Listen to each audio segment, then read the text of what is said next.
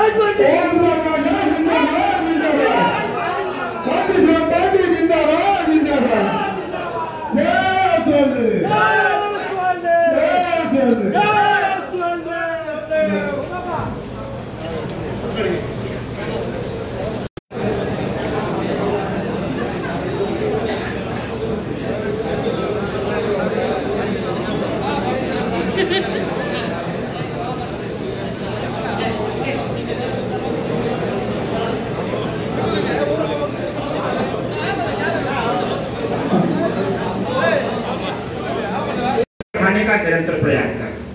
Party की मुख्य इकाई हमारे तमाम पदाधिकारी भी यहाँ बैठता है, उसको हॉस्पिटल में एडमिट कराया जाता है और सरकार के पैसे से उनका इलाज भी कराने का बंदोबस्त कराया जाता है। हमारी इच्छा है आने वाले समयों में जो खेल प्रकोष्ठ के हमारे माननीय प्रदेश अध्यक्ष हैं, हमने उनसे कह रखा है कि अपने संगठन को मजबूत करिए। बारिश के बाद हम टूर्नामेंट कराएंगे सुहेलदेव भारतीय समाज पार्टी की तरफ से, हम खेल प्रतियोगिता कराएंगे, पार्टी के बैनर के तले खेल प्रतियोगिता कराएंगे। उसमें जो भी बच्चे अच्छा खेलेंगे ऐसे लोगों को प्रोत्साहन राशि दे करके देश की पटल पर उनको खड़ा करने का प्रयास भी करेंगे।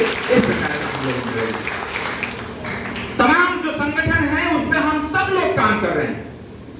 मेरी दिली इच्छा है, क्योंकि आज उत्तर प्रदेश का अगर देखा जाए तो मैक्सिमम, अगर जाति भावना से ऊपर उठा जाए तो मैक्सिमम जो भी लोग हैं वो सभी लोग अपने आप को अगर देखा जाए तो श्रमिक तौर पर ही मानते हैं, क्योंकि उत्तर प्रदेश की आबादी के हिसाब से देखा जाए तो यहाँ की मैक्सिमम आबादी जो श्रमिक है वो काम करती है और काम करके अपने परिवार का पालन पोषण करती है। सही कह रहा हूं, गलत कह रहा हूं? कितने लोगों को सही लग रहा है? जरा हाथ उठाइए कि सही बात है। हम सब लोग श्रमिक हैं, हाथ नीचे करिए। जितने भी हम कहें कि आईएएस भी है तो वो भी श्रमिक है, आईपीएस है तो वो भी श्रमिक है, पीसीएस है वो भी श्रमिक है। कहने का मतलब यह है कि देश और समाज के हित में जो भी काम करता हो, जितने भी लोग काम करते हो ग्रामीण स्तर तक उतर करके, वो सभी के सभी इस देश के लिए श्रमिक के तौर पर ही काम कर रहे हैं। इसलिए क्योंकि देश आगे बढ़ेगा उसमें हम सबका योगदान है, समस्त लोगों का योगदान है, तभी देश आगे बढ़ रहा है, देश की व्यवस्थाएं भी संचालित हो रही। हम रितेश जी के संगठन से संबंधित जो हमारे पास अभी उपस्थिति की लिस्ट है से लगे हुए हैं कि मऊ जनपद में एक ऐसी व्यवस्था दे दें कि जिन लोगों का जॉब कार्ड बना हुआ है मऊ जनपद में उनके बच्चों को पढ़ने के लिए कोई असुविधा ना हो। इसके लिए हमारा प्रयास यह है कि मऊ जनपद में भारत सरकार द्वारा संचालित अटल आवासीय विद्यालय मऊ जनपद में बनवाने का काम करें, जिससे यहाँ के जो श्रमिक के बच्चे हैं, जो मजदूर के बच्चे हैं, उनके बच्चे और बच्चियों को बिना पैसे में कक्षा 5 से 12 तक पढ़ने का बंदोबस्त हो सके। मैं इस बार जब जाऊंगा दिल्ली तो मैं यह बात माननीय गृह मंत्री जी से मैं जरूर रखूंगा कि कम से कम और कहीं नहीं तो मऊ के लिए जरूर व्यवस्था करिए। लेकिन साथियों एक बात मैं जरूर कहना चाहूंगा, मैं पिछली बार जब मऊ के दौरे पर आया था तो हमसे कई पत्रकार साथियों ने एक प्रश्न पूछा था कि अरविंद राजभर जी यह बताइए कि जो सरकारी विद्यालय बंद किए जा रहे हैं क्या आप उसके पक्ष में हैं? हमने कहा कतई पक्ष में नहीं है। बंद करना विकल्प नहीं है, विकल्प यह है कि उस सरकारी विद्यालय की शिक्षा की गुणवत्ता को कैसे बदलेंगे, उसकी सुविधाएं हाईटेक कैसे होंगी, उसमें बच्चे अधिक मात्रा में कैसे जाएंगे। हमको हमारी सरकार को इस पे चिंतन मंथन करना चाहिए, इस पे बात करना चाहिए। स्कूल बंद करके बच्चों को परेशान करने की स्थिति नहीं होनी चाहिए। साथियों हम लोग जब मिले माननीय मुख्यमंत्री जी से, माननीय मुख्यमंत्री जी ने पूछा या स्कूल की जो मर्जिंग की व्यवस्था है इसको लेकर के क्या फीडबैक है? हमने कहा इसका बहुत विरोध हो रहा है। विरोध इसलिए हो रहा है क्योंकि जो बच्चे अपने घर से निकल करके 300 मीटर तक पढ़ने नहीं जा सकते, वो 6 किलोमीटर, 4 किलोमीटर, 3 किलोमीटर कैसे जाएंगे? इसलिए कोई ऐसी व्यवस्था बने जिससे कि गरीब के जो बच्चे जिनको अच्छी शिक्षा नहीं मिल पाती है, ऐसे गरीब बच्चों को हमको आपको बनाने की आवश्यकता है। माननीय मुख्यमंत्री जी ने हम लोगों की बात को स्वीकारता प्रदान करते हुए बेसिक शिक्षा अधिकारी को निर्देश देते हैं कि यह व्यवस्था बनाइए, स्कूल की मर्जिंग व्यवस्था 1 किलोमीटर के अंदर होना चाहिए। और साथियों, सरकार ने निर्णय लिया, स्कूल की मर्जिंग बंद हो गई। जो स्कूल जर्जर अवस्था में हो गए हैं, जहां बच्चे नहीं है एक भी, उसी स्कूल को बंद करने का निर्णय सरकार ने लेने का काम किया। लेकिन साथियों, यह विषय नहीं है कि स्कूल बंद होना, स्कूल चालू होना। विषय यह है कि जो गांव में गरीब तबके के लोग रहते हैं, जिनका ठीक से जीवन यापन भी नहीं हो पाता है, वह अपने गरीब बच्चों को अच्छी शिक्षा कैसे दिला पाएंगे? आज जो प्राइवेट कॉन्वेंट विद्यालय है, उन विद्यालयों की जो फीस की स्थिति है, वह गरीब नहीं दे पाता है। इसलिए इस पर चिंतन करने की आवश्यकता है। हम संघ प्रकोष्ठ को जरूर अनुरोध करेंगे अपने पार्टी के पदाधिकारियों से, इसको गांव-गांव तक संदेश भेजवाने की आवश्यकता है।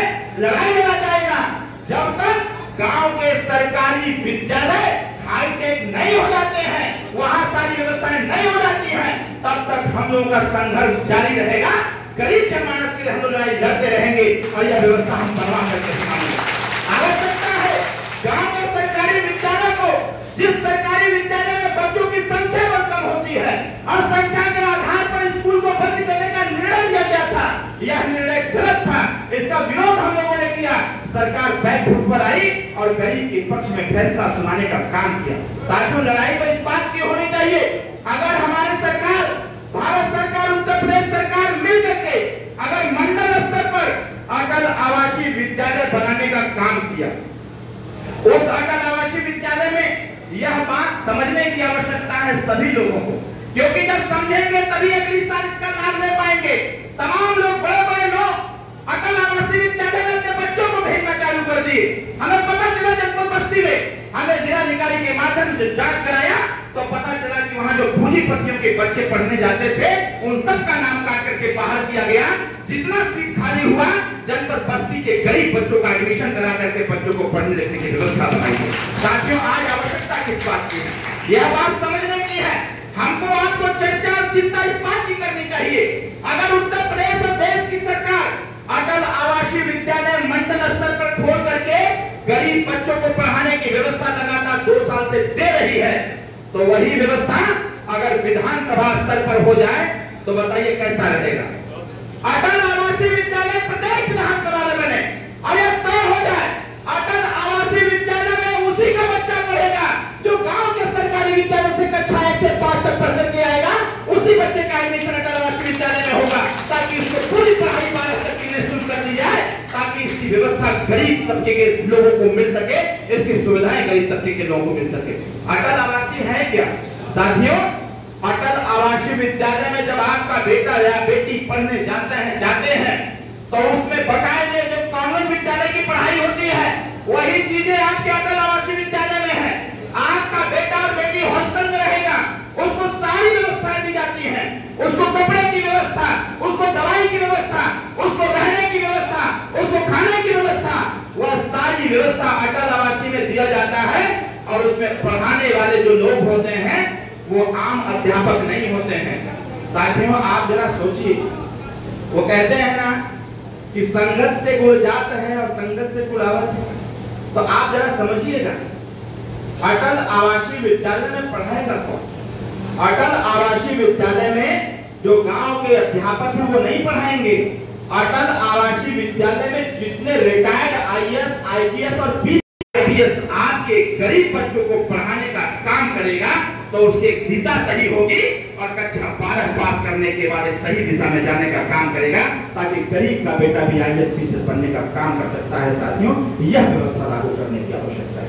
हमको आपको काम करने की आवश्यकता है, लोगों को बताने की आवश्यकता है, लोगों को समझाने की आवश्यकता है। जिस प्रकार से आज अभी कल का वीडियो वायरल हो रहा है हमारे माननीय विधायक जी का, गरीबों को पर्ची बना के दिया जाता था, डॉक्टर यही पर्ची है, लेकर के चले जाओ फलाना मेडिकल स्टोर पर, वहां से दवाई लेके चले जाओ। जो दवाई गरीब को निःशुल्क मिलना चाहिए वह दवाई मेडिकल स्टोर से मिल रहा था। इसी का विरोध हुआ, इसका विरोध मैं भी करता हूं। अगर हॉस्पिटल में वह दवाई उपलब्ध नहीं है तभी बाहर से दवाई आवे। अगर छोटी छोटी समस्याओं को, छोटी छोटी बीमारियों की दवाई अगर ऑलरेडी हॉस्पिटल में है तो गरीबों को वह दवाई मिलना चाहिए, निःशुल्क मिलना चाहिए, क्योंकि यही गरीब सरकार बनाता है और सरकार की सबसे बड़ी जवाबदेही जनता के प्रति होती है। साथियों, मैं एक अनुरोध करूंगा आपसे, जिस प्रकार से आप सब लोग फेसबुक पर देखते भी हैं लगातार कि प्रत्येक दिन हम लोग गरीबों के इलाज के लिए पैसा देने का काम कर रहे हैं। आज भी किसी को कोई है जनपद मऊ का ही कोई है, उसको 3.5 लाख रुपया आज मिला हुआ है। अभी कल किसी को 5 लाख रुपया मिला था। इसके पहले कुछ लोगों को लगभग 13-14 लोगों को, किसी को 7 लाख, किसी को 6 लाख, किसी को 50,000 ऐसे इलाज के लिए पैसा मिला है। यहाँ हम सब लोग जागरूक लोग हैं। मैं जो देख पा रहा हूँ सभी लोग जागरूक लोग हैं। मैं इसलिए कह रहा हूँ जागरूक लोग कि आज हम जब सुनवाई कर रहे थे तो एक महिला ग्राम सभा उचेड़ा विधानसभा रसड़ा से एक महिला आई थी मेरे यहाँ, और मैं उसकी बात को सुन करके मैं दंग रह गया। हमने जब उससे उसकी समस्या पूछा तो उसने जिस भाषा में, जिस लहजे में उसने अपनी समस्या बताया, मैंने एक चीज का आकलन कर लिया कि अब कोई किसी को बेवकूफ नहीं बना सकता है। सभी लोग जागरूक हैं अपने अधिकार के प्रति। अगर यह जागरूकता आई है तो इसी प्रकार से बैठ करके आपस में चर्चा करने से, संगठन बनाने से जागरूकता आई है। अगर जागरूकता आ गई है तो सरकार द्वारा जो व्यवस्था आती है वो व्यवस्था भी जनता तक पहुंचेगी। अब जनता के हिस्सा को कोई लूटने वाला नहीं होगा। अगर लूटेगा तो उसके खिलाफ आंदोलन भी होने का काम करेगा। इस प्रकार का आम लोगों के मन की धारणा बन चुकी है। उस महिला ने कहा कि 6 मंडा खेत था, उसमें से 5 मंडा लोगों ने कब्जा कर लिया है। वह पता नहीं किस प्रकार का जमीन था। उसने कहा कि 1 मंडा हम लोग मांग दे नहीं रहे हैं, या तो हमको 1 मंडा मिल जाए या तो 6 मंडा खाली कराया जाए। यह तर्क था उसका।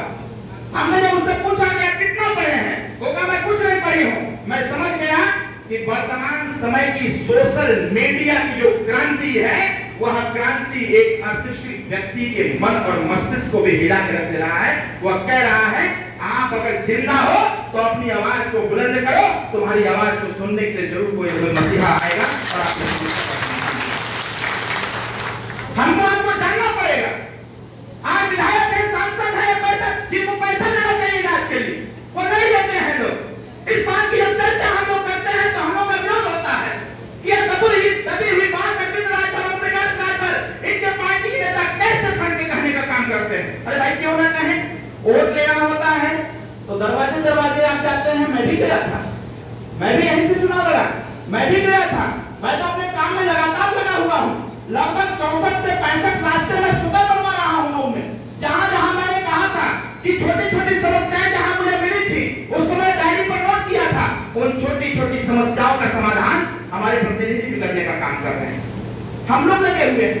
आज भी मैं कह रहा हूँ किसी को भी इलाज के लिए चाहे जितना पैसे की आवश्यकता हो आप अपने सरकारी अस्पताल में जाकर दिखाइए, एस्टीमेट बनवा के दे दीजिए, 1 हफ्ते के अंदर पैसा दे दिया जाएगा, जाकर के इलाज कराने का काम करें। इसी मधुबन में कई लोगों को हम लोगों ने पैसा दिया जो जानते तक नहीं थे कि हम वोट देंगे तो उसके एवज में अगर हमारे परिवार में कुछ होगा तो हमें इलाज के लिए पैसा मिलेगा। यह भी कोई नहीं बताता है। सारा पैसा लोग रोक करके रख लेते हैं और जब चुनाव आता है तो उसी पैसे से चुनाव लड़ते हैं। साथियों, आज छोटी छोटी आवश्यकताएं हम लोगों ने प्रयास किया।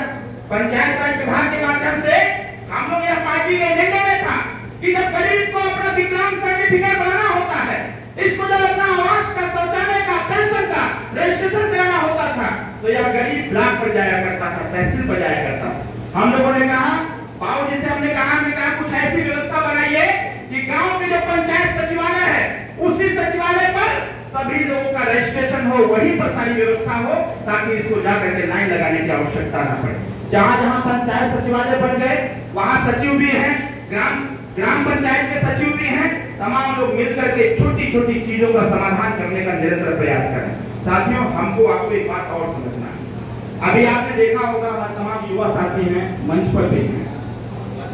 2024 के चुनाव में भारतीय संविधान को लेकर के और आरक्षण को लेकर बहुत चर्चा हो रही थी, चर्चा हो रही थी ना, तमाम हल्ला मचा हुआ था कि संविधान खत्म हो जाएगा, आरक्षण खतरे में है, भाजपा हटाओ, तमाम विरोधी लोग इस बात का नारा लगा रहे थे। और जनता ने भी, हमारे गांव में भी तमाम लोगों ने मिलकर के आरक्षण बचाने के नाम पर, संविधान बचाने के नाम पर लोगों ने मतदान किया। परिणाम उसका जो भी आया आपने देखा भी। हम यह पूछ रहे हैं, अब क्यों नहीं चर्चा होती?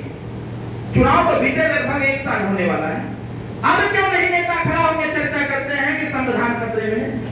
अब क्यों नहीं चर्चा करते हैं कि आरक्षण खतरे में है?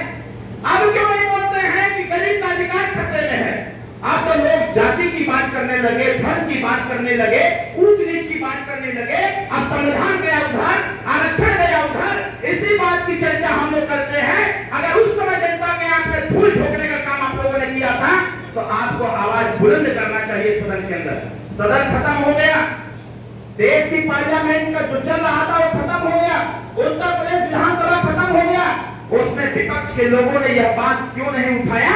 अगर एक बच्चे के मानसिक विकास के लिए, आने वाले समय में उसके बदलाव के लिए, जीवन के बदलाव के लिए अगर स्कूल बच्चों को भेजा जाता है, सारे विषय पढ़ने अनिवार्य कर दिए जाते हैं, तो जिस संविधान से सबकी रक्षा और सुरक्षा होती है, सबको अधिकार मिलता है, सबके हितों की रक्षा होती है, उस संविधान को स्कूलों में क्यों नहीं पढ़ाया जाता है?